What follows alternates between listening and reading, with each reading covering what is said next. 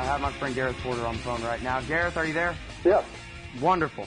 Appreciate you joining us. So you guys all know Gareth Porter. I've interviewed him more than anybody else on this show, and for very good reason. He's my favorite journalist. He's interested in all the things that I'm interested in, and he seems to have as a motive for all his journalism debunking whatever lie they tell on any given day, all day, every day, and he always knows the answers to my questions. He's a independent historian and journalist from Interpress Service, and of course we run virtually every bit of it at original.antiwar.com/Porter. And now here's the thing. I kind of want to interview you about your latest piece, thrashing General David Petraeus. But we're going to have to put that off because I want to talk about Joe Biden and the false Iraq war narrative. Sure. That's one of the best pieces you've written in so long. And you know, this is really how you won me over from beginning 2007 when Antiwar Radio really first got going here. I interviewed you, and you proved that you knew what was going on with Iraq, and for more than 3 years in a row now, almost 4 years now, you've debunked every lie they told about that war this whole time, Gareth. And now here they've got this narrative that we won, that it was a great success, that David Petraeus ought to be the dictator of the world from now on because of his great success in Iraq, and everything's fine. And even Joe Biden, who I guess is some peacenik, agrees that George Bush is a hero and was brave for deciding to stand up to the people and escalate the war in 2007 anyway, because it turned out that was just a great idea, and that's how we won the war, and now we can all pat ourselves on the back for killing Iraq. So now I'm going to be quiet, and you just go ahead and tell them about how that ain't true. Well, first of all, of course, Joe Biden is not really a peacenik. If I even hinted at that possibility, then I was sadly in error. No, you didn't. I was just making fun of him. Yeah, but of course... He was the chairman of the hearings where they excluded any anti-war voice in the Senate. Right. And of course, Joe Biden is best known in the case of the Iraq War for having, tried to sell this idea that we should split Iraq into three pieces in order to better contain the problem of, the Sunni violence and the Shia violence. An idea which could only have been cooked up in the mind of somebody who was a true believer in the use of military force to actually control another country. And indeed, I think Joe Biden does fit that description. And my piece sort of took off from his interview with public television, the NewsHour, and he was asked, what about this issue of surge? I mean, isn't it true that it worked just fine? Aren't you really obliged to admit this? And Biden, stumbled and hemmed and hawed, but ultimately did in fact go ahead and say, yeah, well, if you want to say that, then I can't really object in so many words.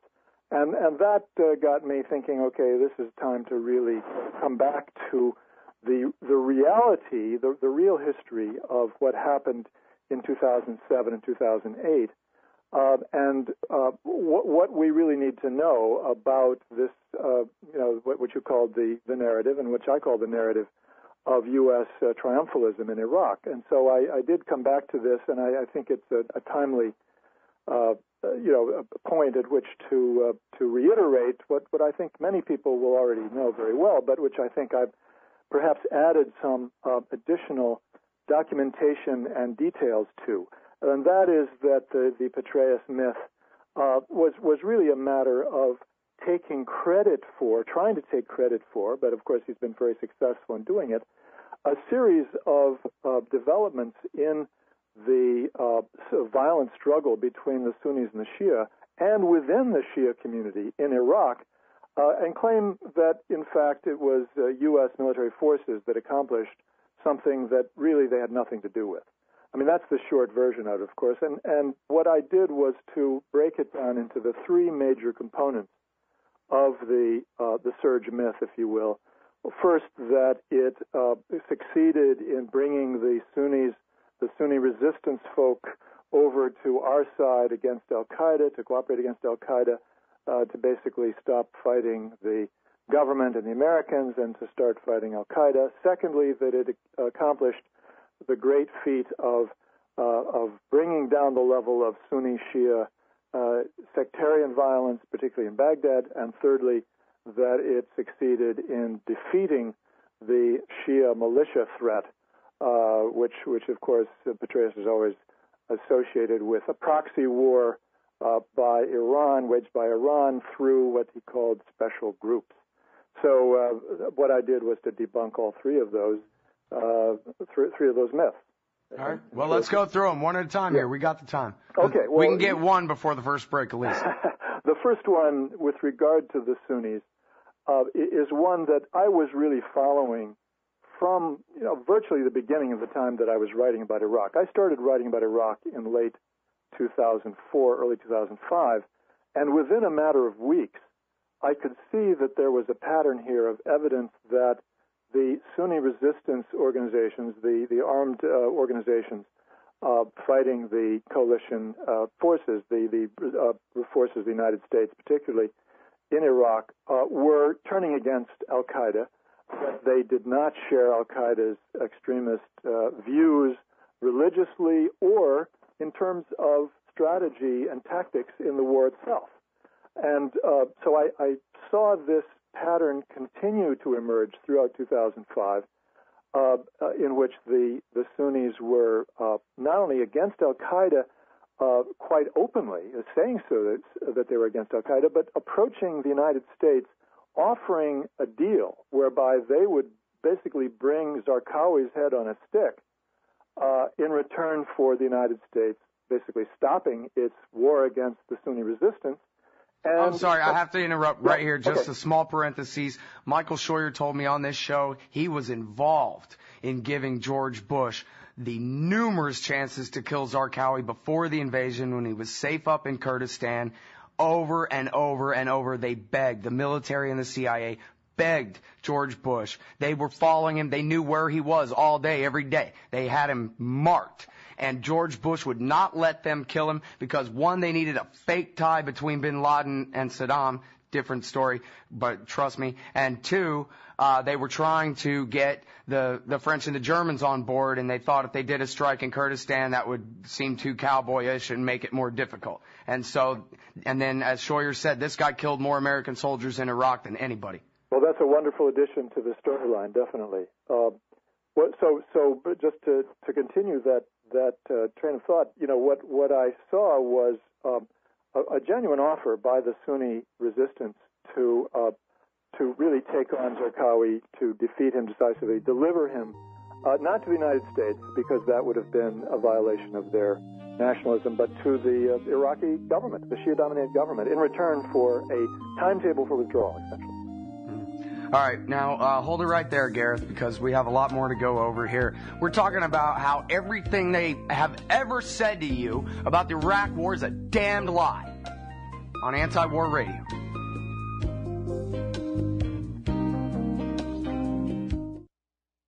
Shop at Amazon.lrn.fm, and a portion of Amazon's profits benefit the Liberty Radio Network. Amazon.lrn.fm.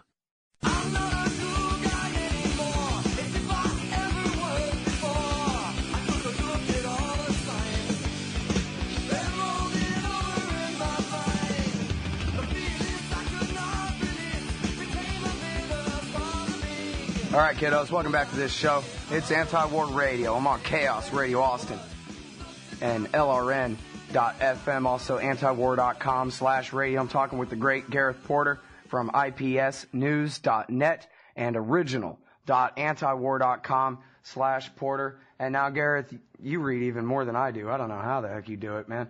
But I wonder whether it's really the case, as it seems to me, in your opinion, that unless people either read you, maybe Michael Hastings, or Patrick Coburn, or they listen to this show regularly, people just don't know at all why the violence fell in 2007. They don't know anything about it. The Civil War. I'm not claiming to be the only one to draw attention to the weakness of this surge myth. There are others who have addressed it. I think one of the things that you may have read elsewhere, for example, from Center for American Progress. They've argued that the reasons that the Sunnis were willing to cooperate with us was the Democratic win in the congressional election of 2006, and the fact that that sent the message the United States was getting out rather than staying indefinitely, and that was apparently picked up at some point by one of the key military officers working with the Sunnis in Anbar province. But that same officer, Sean McFarland, in his own article about this, makes it clear that what was really going on, and this was my next point, so you've led into it very nicely, what was really going on in 2006 was that the Sunnis were scared to death that they were going to be abandoned to the tender mercies of a Shia government and the Shia death squads, because what was happening in that year, of course, was the Shia death squads were eliminating the Sunnis. Anybody who was suspected of being an activist, either on the political or military side for the Sunnis, was being ruthlessly eliminated by the Shia in Baghdad, and they basically carried out ethnic cleansing of the capital, turning it from a mixed city, Sunni Shia mixed population, into a overwhelmingly dominant Shia capital city. In other words, the Sunni insurgency lost the civil war against the American and Iranian-backed Supreme Islamic Council and Dawa Party government that we were installing in Baghdad, and they cried uncle. They said, we have too many enemies. We're fighting Al-Qaeda, we're fighting the Badr Corps and the Americans all at the same time. Something's got to give. Precisely correct, although it was primarily, in Baghdad, it was primarily the Mahdi army of Muqtada al-Sadr, which was ruthlessly carrying out the elimination of the Sunni activists. And point of information here, I'm sorry to interrupt you, but I have to bring this up. I mean, I just read the Finkel book, Good Soldiers, here. I interviewed Josh Stieber, who was, worked with for Kozlarich in that story, and they're basically driving around in their Humvees getting blown up in East Baghdad, in a Sadrist part of Baghdad throughout 2007. And none of these characters in the entire book, including the author, have any idea who they're fighting for. They're actually fighting they're in the middle of a civil war, fighting on the side of Muqtada al-Sadr while they're fighting against him and patrolling East Baghdad, protecting East Baghdad from itself, from the terrible terrorists, who are, of course, the Mahdi army guys that they're on the side of. And they're dying exactly over here for a year that's exactly in a row. Right. This is the perfect illustration of the basic reality of the Iraq War, which is the United States had no idea what it was really fighting for, and was essentially continuing to carry out a war that made absolutely no sense whatsoever from any point of view, either in terms of trying to foster reconciliation, foster peace, stability, or the Cold War against Iran. I mean, none of that was being accomplished. What about a clean break for Israel? The destruction of the could be, if it wasn't under blockade, most powerful Arab state in the region.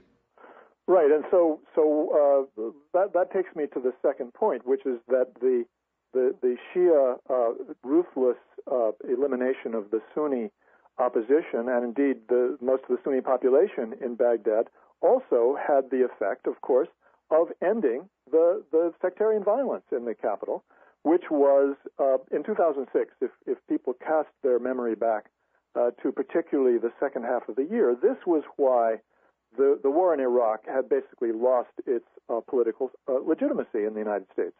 Not just the American public, which had already turned against Iraq earlier, but the political elite itself basically was beginning to think, well, this doesn't make any sense. We can't succeed. We can't control this sectarian violence. And they were withdrawing their support, which is why the Bush administration was forced then to make a fundamental decision to double down with Petraeus and the surge. But